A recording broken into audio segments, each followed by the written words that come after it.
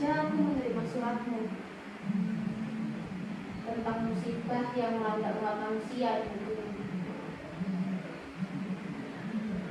Kau tanya aku bagaimana mengatasi masalah ini semua. Umumnya manusia menyalahkan Tuhan. Padahal menurutmu ini bencana. Alam bergeser dari taksirnya menuju takdir yang baru dalam kurun ruang dan waktu. Kalau boleh dijawab, bisa saja itu. Kalau menurut keyakinanmu begitu. Tapi bolehkah aku bertanya satu hal saja? Manakah yang lebih dulu ada? Tuhan atau alam? Kau tak pernah menjawab pertanyaanku itu dalam surat-suratmu padaku. Malah yang ada, kau bertanya tentang fenomena alam yang logis atau tidak. Itu akal dalam takdir kita sebagai makhluk Tuhan.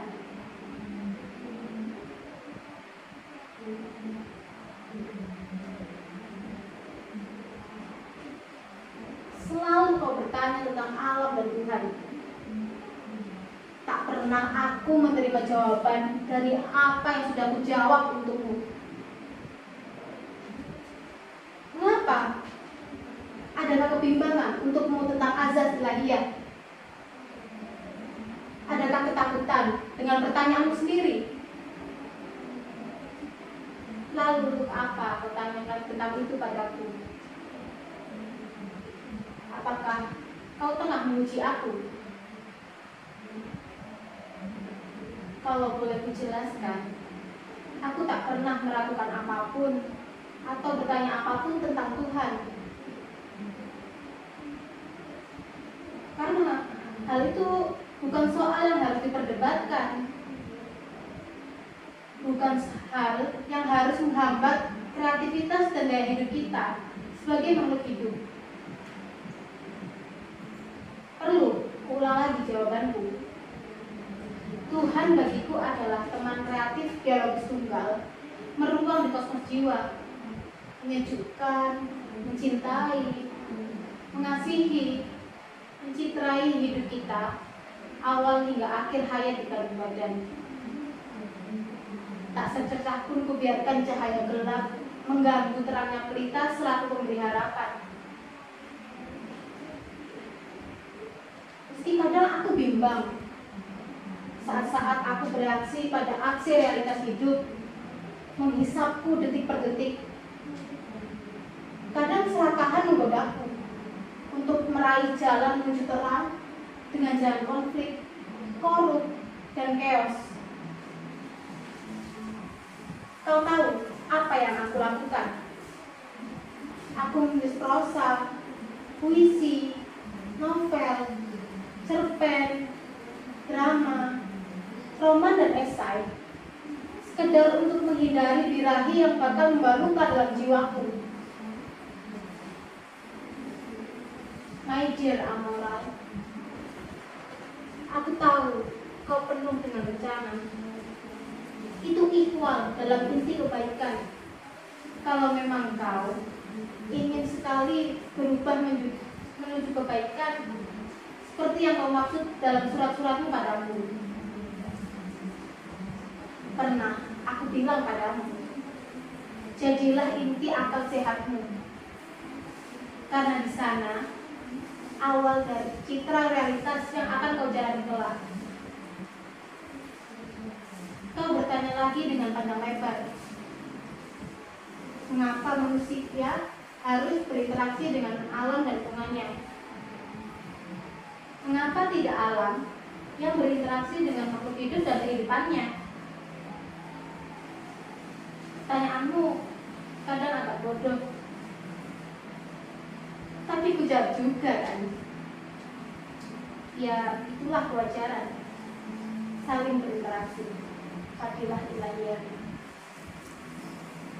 Sejak saat itu, sejak pertanyaanmu yang terakhir dijawab seperti itu, kau tak lagi pernah bersurat padaku. Bahkan seperti hilang dalam gaib semesta. Amor yang kekasih, yang hilang bersama waktu, di manakah kamu? Kalau kau kebetulan menyaksikan pertemuan ini, sebetulnya aku sudah mati. Iya, aku sudah mati. Karena aku kehilangan teman sejawat yang selama ini memberi aku kehidupan lewat kata dan tanyaanmu, yang kadang mengkritikku untuk memberi jawaban. Karena dengan cara itu aku mendapatkan hikmah dari kata dan pertanyaanmu. Di dalam kematianku ini, aku banyak melihat kebenaran hakikat tentang pengkhianatan sebagai bekal kebekalan. Jika kita dapat mengalahkannya atau membunuhnya dengan pisau terbungkus, meski korban harus jatuh. Barangkali itu yang disebut cinta terhadap sesama, membunuh pengkhianatan. Kini, aku dengan leluasa bisa melihat kebohonganmu dari alam kematianku. Aku bisa melihat bagaimana kau bermain dengan malaikat hitam, melakukan pembantaian terhadap talenta-talenta yang kau miliki lewat sejuta alibi tentang kebaikan. Padahal kau membuat ruang-ruang berkelas, memenjarakan orang-orang yang kau sebut terkasih dalam etalase-etalase berlogo, berlabel besar popularitas. Lalu kau pandangi mereka dari singgasanamu yang berada di sudut-sudut tersembunyi, sambil menikmati vodka dan menghisap jempol kakimu sendiri. Celaka betul, sebuah akrobat dari pesulap, babi menjadi burung merpati, sebagai simbol cinta yang serakah.